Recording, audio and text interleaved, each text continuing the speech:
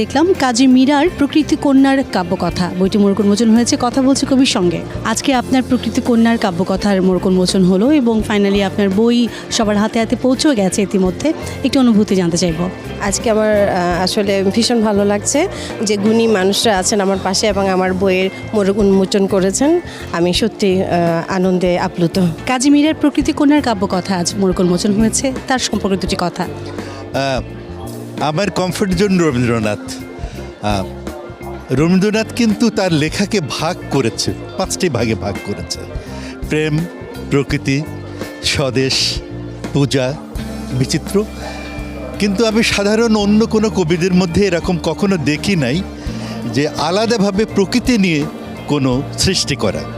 তো কাজী মীরার এই সৃষ্টিটা দেখে আমি অভিভূত যে শুধু প্রকৃতিকে নিয়ে একটি কাব্যগ্রন্থের প্রকাশনা। তোমার কাছে কাজী মীরা তার লেখা প্রকৃতি কন্যার কাব্যকথা বইটি আছে, তুমি তার লেখা পড়েছো বা কেমন লাগে তোমার? আমার অনেক ভালো লাগে। আমি এই বইয়ের উপরের ছবিটা দেখে আমি খুব পছন্দ করেছি। সুন্দর কবিতা, এজন্য আমার অনেক ভালো লাগে। এত সুন্দর একটি থিম আপনি দিয়েছেন, একটু জানতে চাইবো এই বই এবং কবি সম্পর্কে। আমি মনে করি যে প্রকৃতির সাথে নারীর একটা বিন্যাস, একটি শৈলী কাজ করে, যে শৈলীটি প্রত্যেক মানুষই ভালোবাসে।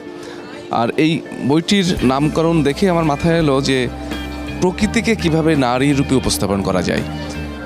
সেই চিন্তা থেকেই আমি পুরো একটি গাছকে এই প্রকৃতির সাথে মিলিয়ে দিলাম একটা নারীর সাথে সংযোগ করে।